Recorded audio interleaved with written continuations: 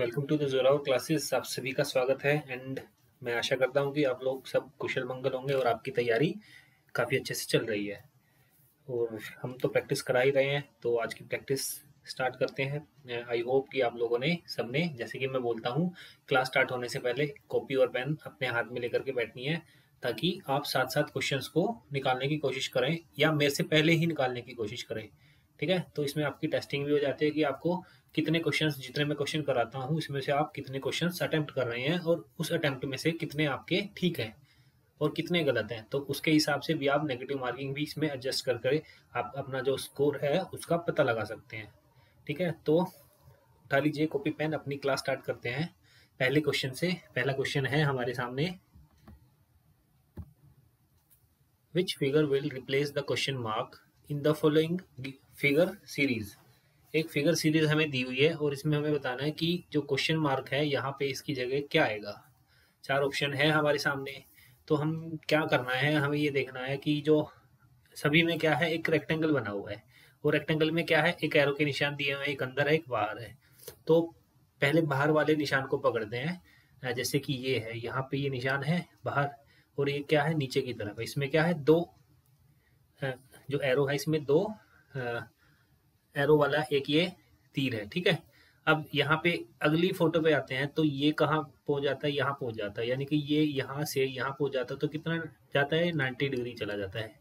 ठीक है, क्या जाता है, ये एंटी क्लॉकवाइज चलता है। ठीक है, उसके बाद देखते हैं तीसरी वाली पे आते हैं, इस वाली पे आते हैं, तो ये तीर का निशान कहाँ आ जाता है, यहाँ आ जाता है। तो ये अब यहाँ से यहाँ आता है, तो कितना डिग्री टर्न करता है, ये 45 डिग्री एंटी क्लॉकवाइज टर्न करता है। उसके बाद फिर देखते हैं अगली वाली फोटो पे आते हैं, ये वाली है, इस पे आते हैं, तो ये एरो का निशान कहाँ 90 डिग्री टर्न करता है एंटी क्लॉकवाइज।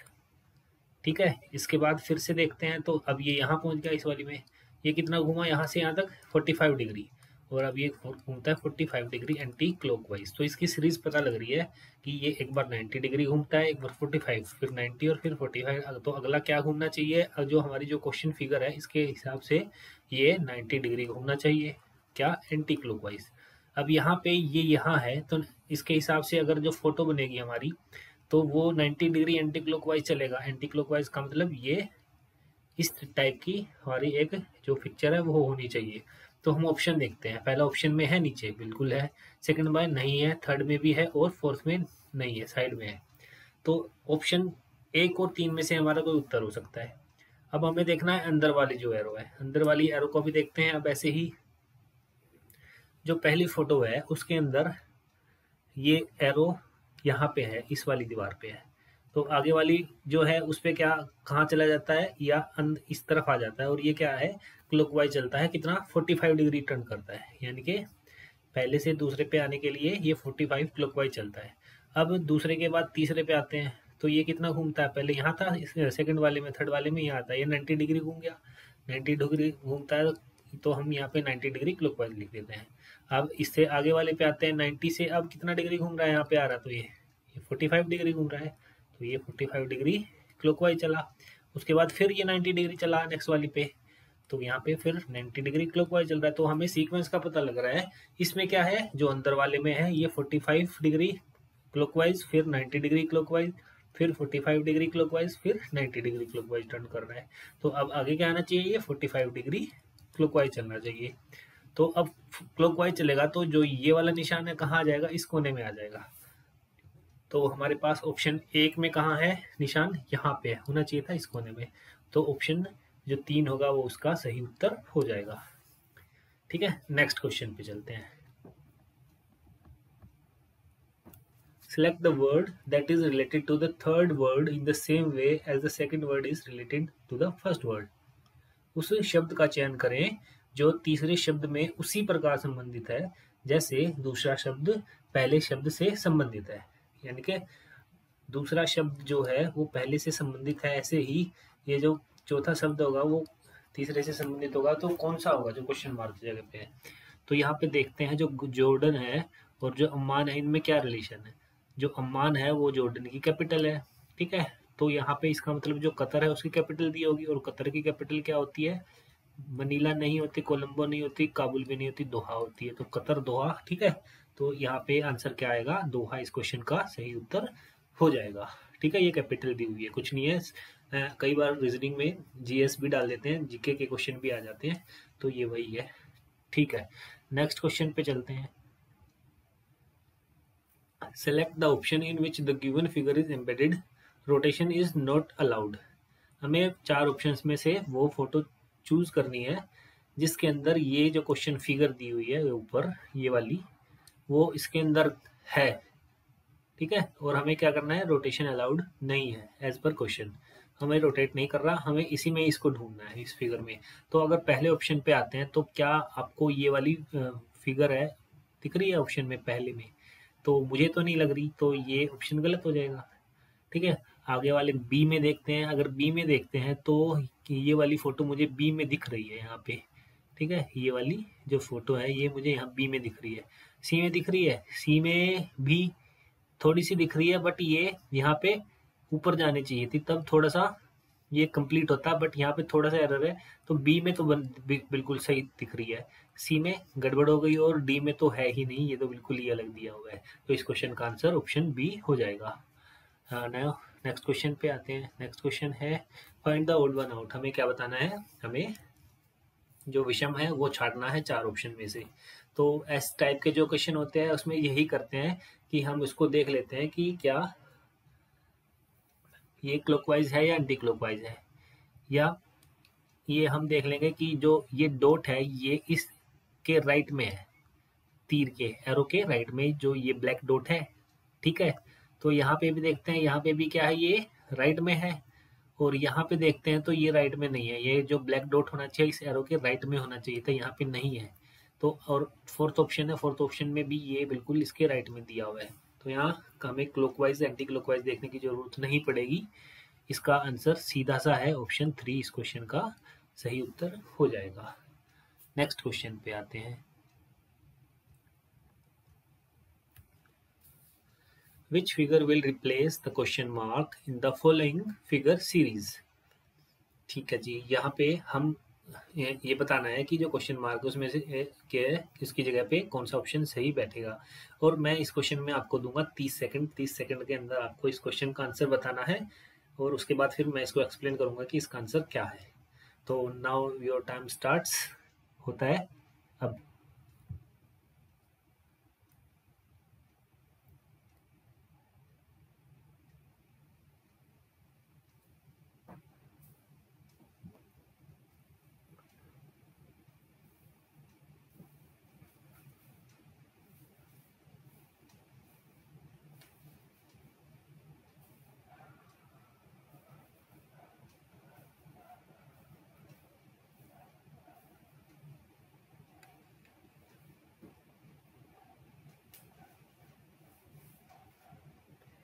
ठीक है, आई थिंक कुछ लोगों का हो गया, कुछ का नहीं हुआ होगा। तो हम देखते हैं कि इस क्वेश्चन को कैसे सोल्व किया गया है इस क्वेश्चन के अकॉर्डिंग। यहाँ पे मैं देखता हूँ कि ये एक जगह, 2 जगह खाली है। कितनी जगह, 2 जगह खाली है। यहाँ पे 2 आइटम आ सकते हैं जहाँ पे ये लिखे हुए हैं, आ सकते हैं, बिल्कुल आ सकते हैं। अब यहाँ पे 2 आइटम आ सकते हैं, तो अब क्या किया है इन्होंने, इस ट्राइंगल को उठा करके अगले वाली फोटो में यहाँ रख दिया है, जैसे कि यहाँ पे दिख रहा है। ठीक है, जो ये ट्राइंगल है उसको उठा दिया, ये जगह खाली हो गई, ये जगह खाली होगी, ट्राइंगल कहाँ रख दिया, यहाँ पुट कर दिया। ठीक है, अब आगे वाले में इसको उठा करके कहाँ पुट कर दिया, इस ट्राइंगल के साथ में पुट कर दिया, यहाँ कर दिया तीसरे वाले में। ठीक है, अब इसके बाद क्या किया इन्होंने, अब इसको उठा करके कहाँ पुट कर दिया, इसके साथ में पुट कर दिया, ये किया हुआ है, हो गया। अब नेक्स्ट वाले में इसको उठाएंगे और कहाँ पे पुट करेंगे, इसके साथ में, यहाँ पे पुट कर दिया। अब क्या करेंगे, अब जो ये है इसको उठा करके कहाँ पुट करेंगे यहाँ पुट कर देंगे, और ये वाली जगह खाली हो जाएगी। तो हमारा जो फोटो बनेगा वो क्या बनेगा, वो कुछ ऐसा बनेगा। ठीक है, मैंने इसको उठा करके कहाँ रखा है, यहाँ रखा है। तो अब ये देखते हैं कि यहाँ पे ये दोनों जगह क्या हो जाएंगी, खाली हो जाएंगी। तो ये वाला जो ये आग लग रही है, इसमें जो 3 एरो निकल रही है तो ये यहाँ पे होनी चाहिए, ये यहाँ पे है, और इसमें भी यहाँ पे है, और यहाँ पे भी यहाँ है। ठीक है, तो ये तो गलत हो जाएगा। अब यहाँ पे दोनों जगह खाली होंगी, तो ये दोनों जगह खाली हैं। ठीक है, ये उत्तर हो सकता है। और यहाँ पे दोनों जगह खाली नहीं है, ये गलत हो जाएगा, और यहाँ पे भी दोनों जगह खाली है, तो ये भी उत्तर हो सकता है। अब हमें देखना है कि यहाँ पे जो और जो निशान है वो उसी जगह पे रखे हुए हैं क्या। देखो यहाँ पे ये वाला निशान कहाँ है, ये वाला निशान यहाँ पे है और यहाँ पे नहीं है, तो ये वाला ऑप्शन हमारा गलत हो जाएगा, क्योंकि जो ये वाला निशान है वो कहाँ होना चाहिए, यहाँ होना चाहिए जहाँ पे फोर्थ ऑप्शन में दिया हुआ है, और बाकी निशान भी मैच कर रहे हैं, तो इसके हिसाब से हमारा इस क्वेश्चन का आंसर क्या हो जाएगा, ऑप्शन 4 से ही उत्तर होगा। Now come to the next question. Select the box that is similar to the box formed from the given sheet of paper when it is folded. देखो यहाँ पे एक डाइस है, ओपन डाइस है, और इसको हमें बताना है कि कौन सा जो ऑप्शन है, 4 ऑप्शन में से अगर हम इसको क्लोज कर देते हैं तो कौन सा ऑप्शन सही होगा जो डाइस बनेगा हमारा। इस क्वेश्चन में काफ़ी बच्चों को दिक्कत आती है, और दिक्कत क्या आती है, जो ये 4 कोने हैं ना, इनको मिलाने में दिक्कत आती है। तो क्या करना है, यहाँ पे जो जिस जगह पे रखा हुआ है हमें उसी जगह पे इनको रख देना है। जैसे ये ब्लैक है, ब्लैक को रख दिया, यहाँ पे ये ऊपर की तरफ है ना, तो ये ऊपर की तरफ ही आएगा जो खाली है, ये नीचे की तरफ है तो ये नीचे की तरफ आएगा, ठीक है, और जो ये भी नीचे की तरफ है तो ये राइट में नीचे की तरफ आ जाएगा। तो जो कुल मिलाकर के ये जो इनको मिलाएंगे तो ये क्या बनेगा, ये कुछ इस तरीके का एक जो सरफेस है वो बन के आएगा अगर इन चारों को हम मिलाते हैं। बाकी रही बात, मैंने आपको एक चीज बताई थी कि अगर कोई डाइस होता है, मैंने इसका एग्जांपल दे देता हूँ मैं इसी का, जैसे इसमें 4, 2, 5, 1 और 3 दिया हुआ है, तो मैंने आपको बताया था कि ये इसका अपोजिट होगा, 1 का 3 होता है और 4 का 5 होता है। तो यहाँ पे 1 का अपोजिट क्या है, 3 है, और 4 का अपोजिट क्या है, 5 है। ठीक है, अब आते हैं हम ऑप्शंस की तरफ। अगर 4 और पहले हम इनको देखते हैं, 1 और 3 और 4 और 5 पे फोकस करते हैं। 1 और 3 यहाँ पे कहीं नहीं दिख रहा मुझे, तो इसको छोड़ देंगे। 4 और 5 किसी ऑप्शन में दिख रहा है, 4 और 5 मुझे इस ऑप्शन में दिख रहा है, और ये क्या है, एक दूसरे के अपोजिट है, और यहाँ पे एक दूसरे के साथ आए हुए, तो ये ऑप्शन हमारा गलत हो जाएगा। ठीक है, अब आते हैं ऑप्शन नंबर 4 पे। ऑप्शन नंबर 4 पे एक सरफेस इन्होंने क्या बनाया है, ये वाला बनाया है, जो कि ऐसा सरफेस नहीं बनेगा। जब सरफेस कैसा बनेगा, सरफेस बनेगा ऐसा बनेगा। ठीक है, अब आते हैं ऑप्शन नंबर 2 पे। यहाँ पे ये वाला और ये वाला जो सरफेस है, ये इन्होंने क्या दिया हुआ है, ब्लैंक दिया हुआ है, और इस जो ओपन डाइस है इसके अकॉर्डिंग कोई भी सरफेस ब्लैंक नहीं होगा। तो हमारा सही उत्तर क्या हो जाएगा, ऑप्शन 1 हमारा इस क्वेश्चन का सही उत्तर हो जाएगा। Now come to the next question. 3 different positions of the same dice are shown. Select the number on the face opposite to the face showing 1. एक ही पासे की 3 अलग अलग स्थितियों को दर्शाया गया है, दिखाया गया है। एक दर्शाने वाले फलक के विपरीत फलक पर संख्या का चयन करें। यहाँ पे हमें एक का क्या बताना है, अपोजिट बताना है कि एक के अपोजिट क्या आएगा। तो हमें इस ऐसे क्वेश्चंस में जिसमें अपोजिट बताना होता है, तो इसमें क्या, इस क्वेश्चन में हम क्या करते हैं, कोई भी ऐसे 2 डाइस सेलेक्ट करते हैं जिसमें सिर्फ एक वैल्यू कॉमन होती है। अगर मैं पहले और दूसरे को सिलेक्ट करता हूँ तो इसमें 2 कॉमन है और 1 भी कॉमन है, बट हमारी कंडीशन क्या होगी, एक वैल्यू कॉमन होनी चाहिए। तो एक वैल्यू तो कॉमन नहीं है, कि उसमें दोनों में 1 और 2 कॉमन आ रहा है, तो इन दोनों को बॉक्स जो डाइस है इनको हम नहीं लेंगे। अब हम दूसरे और तीसरे में देखते हैं। दूसरे और तीसरे में 1, 2, 5 है, और यहाँ पे 6, 5, 2 है, तो यहाँ पे भी 2 और 5 आ रहा है, और यहाँ पे भी 5 और 2 आ रहा है, तो यहाँ पे भी 2 कॉमन आ रहे हैं। हमें सिर्फ एक नंबर कॉमन चाहिए। अब हम क्या करते हैं, पहले और तीसरे पे आते हैं। पहले और तीसरे में क्या है, 1, 3 और 2 है, और तीसरे में 6, 5 और 2 है। तो अब यहाँ पे 2 है और यहाँ पे भी 2 है। यहाँ पे सिर्फ एक ही एलिमेंट है जो कॉमन आ रहा है। 1, 3 अलग अलग है और 5 और 6 अलग अलग है। तो अब हम 1 और 3 को लेंगे, ठीक है, और जो कॉमन आता है हम उनको 2 बार लिख देते हैं, एक ऊपर और एक नीचे। ये वाला इस डाइस के लिए और ये वाला 2 इस डाइस के लिए। अब यहाँ पे क्लॉकवाइज चलते हैं, तो 2 के बाद क्या है, 3 है, तो 2 के बाद 3 लिखेंगे। 3 के बाद क्या है, 1 है, तो 3 के बाद हमने 1 लिख दिया। अब आते हैं नेक्स्ट वाले पे जो हमने चूज किया था।